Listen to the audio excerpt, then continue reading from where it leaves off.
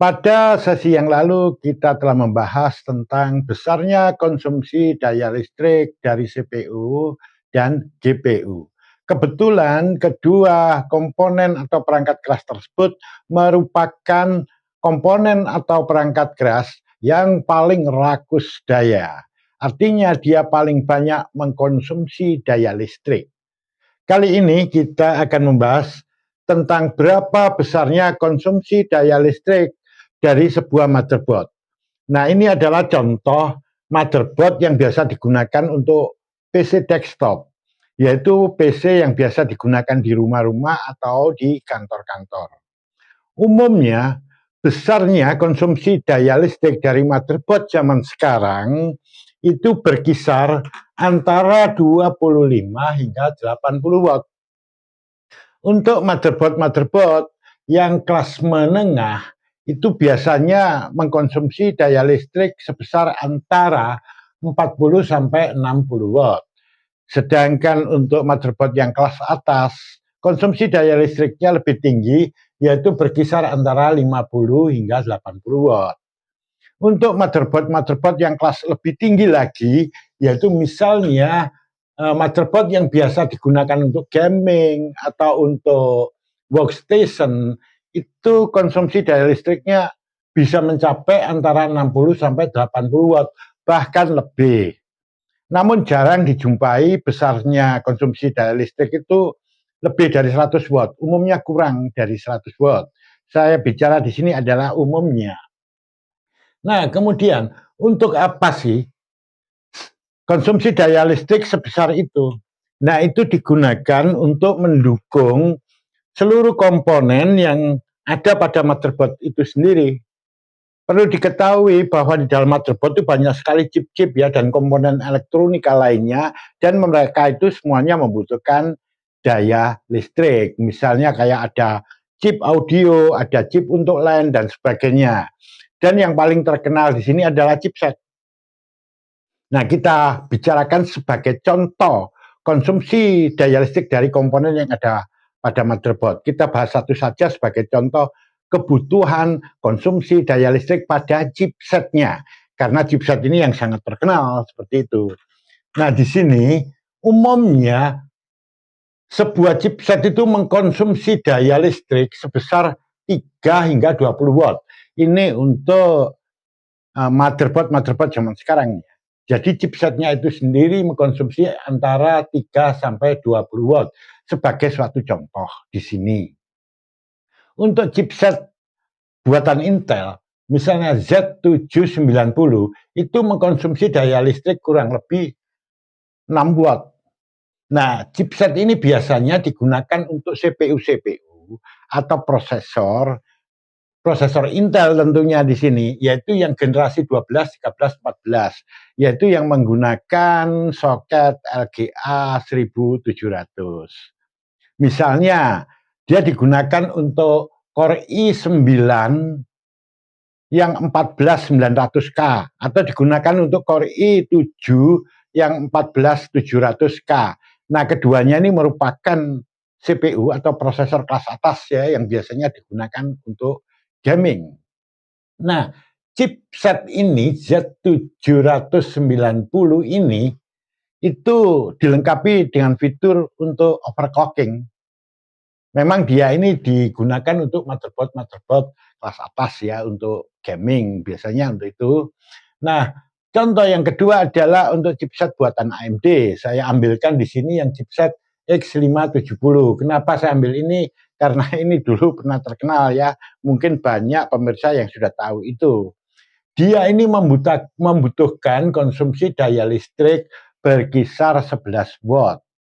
Dan biasanya digunakan untuk prosesor atau CPU AMD Ryzen yang seri 2000, 3000 atau yang 5000. Jadi ini yang agak lampau ya. Kalau sekarang kan sudah ada yang seri untuk AMD Ryzen seri 6000, 7000, 8000, dan 9000 seperti itu. Nah, sama seperti yang chipset buatan Intel ini, yang buatan AMD yang X570 ini juga diberikan fitur-fitur yang cukup lumayan, yaitu untuk fitur overclocking misalnya, sama seperti itu. Nah, sebagai contoh tambahan di sini, ada chipset-chipset lain yang konsumsi daya listriknya lebih rendah ya. Contohnya di sini adalah chipset buatan Intel. Itu ada Z570, H570, kemudian ada B560 dan seterusnya. Chipset-chipset ini mengkonsumsi daya listrik pada kisaran 3 sampai 6 watt. Ini sebagai informasi tambahan saja. Nah, kemudian perlu diketahui sebenarnya berapa banyak sih daya listrik yang disuplaikan ke motherboard dari PSU-nya. Satu contoh seperti ini PSU ya, Power Supply Unit. Berapa besar dia itu mensuplai daya listrik ke motherboard itu.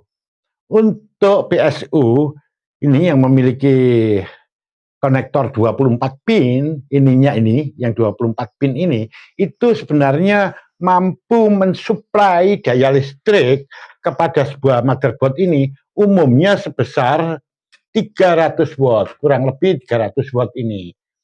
Apakah cuma itu? Enggak, sebetulnya ada juga yang lebih, tapi saya bilang di sini adalah umumnya 300 watt untuk motherboard zaman sekarang. Lantas, listrik yang disuplaikan sebesar 300 watt itu untuk apa saja? Tadi sudah kita bahas sebelumnya, itu adalah untuk konsumsi motherboardnya saja, itu sudah pada kisaran 25 sampai 80 watt, umumnya sebesar itu. Sisanya untuk apa? Nah, sisanya itu adalah untuk disalurkan misalnya ke slot dari memori utama. Kemudian disalurkan untuk kipas, biasanya di atas prosesor itu kan ada kipasnya juga, kadang-kadang di chipset ini juga ada kipasnya. Nah, kipasnya itu mengambil daya listrik dari motherboard, umumnya ditancapkan di konektor yang ada pada motherboard. Nah, untuk mendukung itu.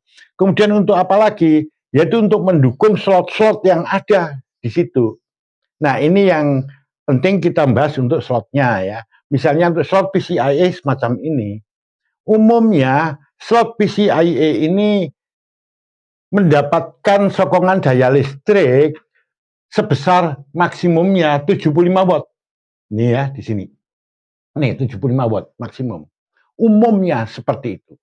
Namun di sini untuk motherboard tertentu, motherboard kelas atas, kadang-kadang dia mampu mendukung atau memberikan dukungan daya listrik sebesar lebih dari 75 watt.